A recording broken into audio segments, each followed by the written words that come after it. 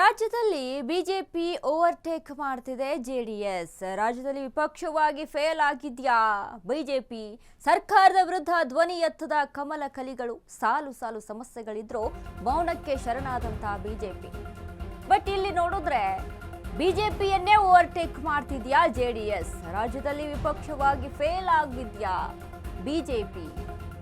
ಸರ್ಕಾರದ ವಿರುದ್ಧ ಧ್ವನಿ ಎತ್ತದ ಕಮಲ ಕಲಿಗಳು ಸೈಲೆಂಟ್ ಆಗಿದ್ದಾರೆ. ಇವರ ಈ ಸೈಲೆನ್ಸು, ಸಾಲು ಸಾಲು ಸಮಸ್ಯೆಗಳಿದ್ರೂ ಕೂಡ ಮೌನಕ್ಕೆ ಶರಣಾದ ಬಿಜೆಪಿಯ ಸೈಲೆನ್ಸ್ ಅನ್ನ ಜೆಡಿಎಸ್ ಯೂಸ್ ಮಾಡ್ಕೊಳ್ತಾ ಇದೆ. ರಾಜ್ಯದಲ್ಲಿ ಬಿಜೆಪಿಗಿಂತ ಹೆಚ್ಚು ಆಕ್ಟಿವ್ ಆಗಿದೆ ಜೆಡಿಎಸ್. ಯಾಕೆ ಹಿಂಗಾಯ್ತು? ಬಿಜೆಪಿ ಜೆಡಿಎಸ್ ಅಬ್ಬರಕ್ಕೆ ಕಾರಣವೇನು?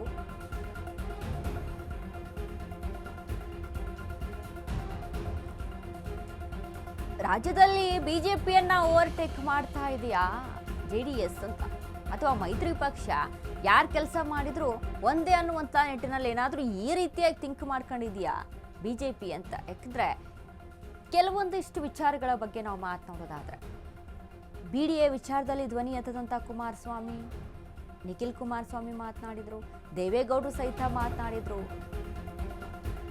ಆಗ್ತಾ ಇದ್ದಂಥ ಸಮಸ್ಯೆಗಳ ಬಗ್ಗೆ ಸರ್ಕಾರದ ವಿರುದ್ಧ ಜೆಡಿಎಸ್ ನಿರಂತರ ಹೋರಾಟವನ್ನ ನಡೆಸ್ತಾ ಇದೆ.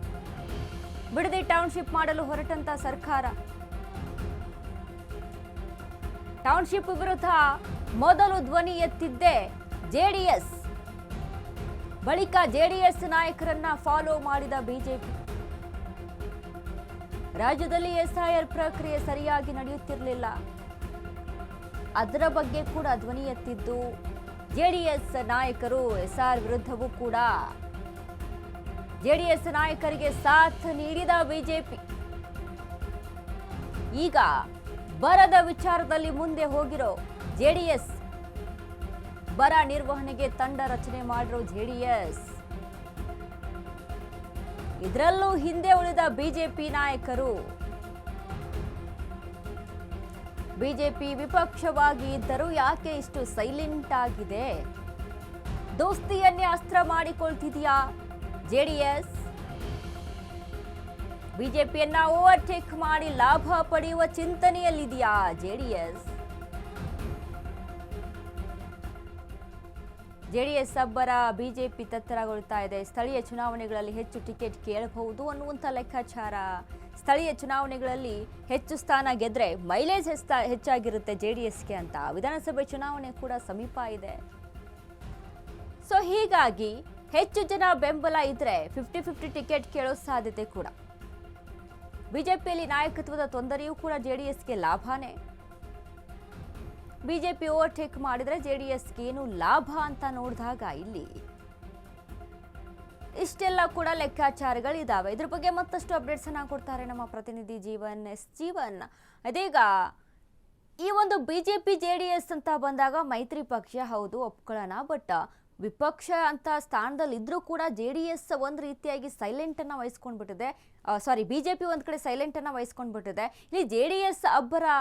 ಹೀಗಾಗಿ ಮುಂದಿನ ದಿನಗಳ ಎಲೆಕ್ಷನ್ ಅನ್ನ ಮುಂದಿಟ್ಕೊಂಡು ಈ ರೀತಿಯಾದಂತ ಪ್ಲಾನ್ ಹೇಗೆ ಅನ್ನುವಂಥದ್ದು?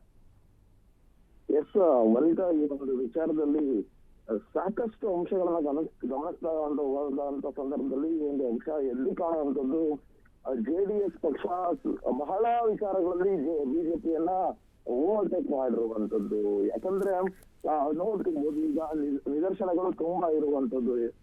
ಈ ಹಿಂದೆ ನಡೆದಂತ ಏನು ಬಿಡದಿ ಟೌನ್ಶಿಪ್ ವಿಚಾರ ನಡೆಯುತ್ತೆ, ಆ ಒಂದು ವಿಚಾರದಲ್ಲಿ ಮೊದಲು ಧ್ವನಿ ಎತ್ತಿದ್ದೆ ಜೆಡಿಎಸ್. ಯಾಕಂದ್ರೆ ಕುಮಾರಸ್ವಾಮಿ ಅವರ ಕನಸಿನ ಕೂಸು ಅದನ್ನ ಮಾಡೇ ತೀರ್ತೀವಿ ಅಂತ DK ಶಿವಕುಮಾರ್ ಹೇಳಿದಂತ ಸಂದರ್ಭದಲ್ಲೂ ಇಲ್ಲ, ನಾನು ಅದನ್ನ ಕೈ ಬಿಟ್ಟಿದ್ದೀನಿ ಅನ್ನೋ ಒಂದು ವಿಚಾರವಾಗಿ ಅದರ ವಿರುದ್ಧ ಹೋರಾಡಿದಂತವರು ಕುಮಾರಸ್ವಾಮಿ ಅವರು ಮೊದಲಿಗೆ. ಅದಾದ ಬಳಿಕ ಬಿಜೆಪಿ ಅವರಿಗೆ ಸಾಥನ್ನ ನೀಡುತ್ತೆ, ಅದಕ್ಕೆ ಬಿಜೆಪಿ ಅವರ ಹೋರಾಟಕ್ಕೆ ಬೆಂಬಲವನ್ನ ನೀಡುತ್ತಾ ಬೆಂಬಲಕ್ಕೆ ಅವರ ಜೊತೆಗೆ ಹೋರಾಡಲಿಕ್ಕೆ ಮುಂದಾಗುವಂಥದ್ದು. ಅದರಾದ ಬಳಿಕ ಏನು ಮೊನ್ನೆ ಆದಂತಹ SI ವಿಚಾರ ಆಗಿರ್ಬೋದು, SI ವಿಚಾರದಲ್ಲೂ ಕೂಡ ತೀವ್ರವಾಗಿ ಜೆಡಿಎಸ್ ಎಲ್ಲಾ ಕಡೆಗಳಲ್ಲೂ ಆಕ್ಟಿವ್ ಆಗುತ್ತೆ. SIR ಎಲ್ಲೆಲ್ಲಿ ಅಕ್ರಮವಾಗಿ ನಡೀತಿದೆ, ಲೋಪಗಳು ಎಲ್ಲಿ ಕಾಣ್ತಿದೆ, ಎಲ್ಲಾ ವಿಚಾರವನ್ನು ಕೂಡ ಸರ್ಚ್ ಮಾಡಿ ಅವರೊಂದು ಅದರ ವಿರುದ್ಧ ಹೋರಾಟ ಮಾಡುವಂತಹ ಒಂದು ನಿದರ್ಶನ ಕಾಣುತ್ತೆ. ಅದಕ್ಕಿಂತ ಮುಂಚೆ ಏನು ಬಿಜೆಪಿ ನಿಯೋಗದ ಜೊತೆ ಹೋಗಿ ಎಲೆಕ್ಷನ್ ಕಮಿಷನ್ ಆಫೀಸರ್ಗೆ ಒಂದು ದೂರನ್ನ ಕೊಡ್ತಾರೆ. ಅದಕ್ಕಿಂತ ಮುಂಚೆ ನಿಖಿಲ್ ಕುಮಾರಸ್ವಾಮಿ ಅವರು ಜೆಡಿಎಸ್ ಪಕ್ಷದಿಂದ ಹೋಗಿ ಅವರ ದೂರನ್ನ ಸಲ್ಲಿಸಿರ್ತಾರೆ. ಅದ್ರಲ್ಲೂ ಎಲ್ಲೋ ಅದ್ರಲ್ಲೂ ಕೂಡ ಓವರ್ಟೇಕ್ ಆಗಿರುವಂತದ್ದು. ಇನ್ನು ಬರ ಪರಿಸ್ಥಿತಿ, ಇನ್ನು ರಾಜ್ಯದಲ್ಲಿ ಸಾಕಷ್ಟು ಬರ ಪರಿಸ್ಥಿತಿ ಕಾಣ್ತಿದೆ ಅನ್ನೋಂಥದ್ನ ಒಂದು ಮಾಡಿ ಇನ್ನು ಬರ ನಿರ್ವಹಣೆಗೋಸ್ಕರ ಒಂದು ತಂಡವನ್ನ ರಚನೆ ಮಾಡಿರುವಂತದ್ದು ಈಗಾಗಲೇ ಜೆಡಿಎಸ್ ಪಕ್ಷ. ಈ ಒಂದು ನಿದರ್ಶನಗಳನ್ನ ನೋಡಿದಂತಹ ಸಂದರ್ಭದಲ್ಲಿ ಬಿಜೆಪಿಯನ್ನ ಕಂಪ್ಲೀಟ್ ಆಗಿ ಓವರ್ಟೇಕ್ ಮಾಡ್ತಿರುವಂತದ್ದು ಜೆಡಿಎಸ್. ಈ ಒಂದು ಇದ್ರ ಲಾಭಾಂಶಗಳನ್ನ ನೋಡೋದಾದ್ರೆ ಜೆಡಿಎಸ್ಗೆ ಮುಂಬರುವ ಲೋಕಲ್ ಬಾಡಿ ಎಲೆಕ್ಷನ್ ಇರ್ಬೋದು, ಲೋಕಲ್ ಬಾಡಿ ಎಲೆಕ್ಷನ್ ಅಲ್ಲಿ ಸಾಕಷ್ಟು ಹೆಲ್ಪ್ ಆಗುವಂತದ್ದು ಜೆಡಿಎಸ್ಗೆ. ಯಾಕಂದ್ರೆ ಬಿಜೆಪಿ ಹೈಕಮಾಂಡ್ ಹತ್ರ ನೇರವಾಗಿ ಡಿಮ್ಯಾಂಡ್ ಇರ್ಬೋದು ಜೆಡಿಎಸ್ ಪಕ್ಷದ ನಾಯಕರು, ನಾವು ಹೆಚ್ಚು ಆಕ್ಟಿವ್ ಆಗಿದ್ದೀವಿ, ನಮ್ಮ ಪಕ್ಷದಿಂದ ಯಾವುದೇ ರೀತಿಯಾದಂತಹ ಹಿಂಜರಿಕೆ ಇಲ್ಲ, ನಮಗೆ ಜನ ಬೆಂಬಲ ಜಾಸ್ತಿ ಇದೆ ನಿಮ್ಮ ಪಕ್ಷಕ್ಕಿಂತ. ಓಕೆ, ಥ್ಯಾಂಕ್ ಯು ಜೀವನ್ ನಿಮ್ಮೆಲ್ಲ ಅಪ್ಡೇಟ್ಸ್ಗೆ.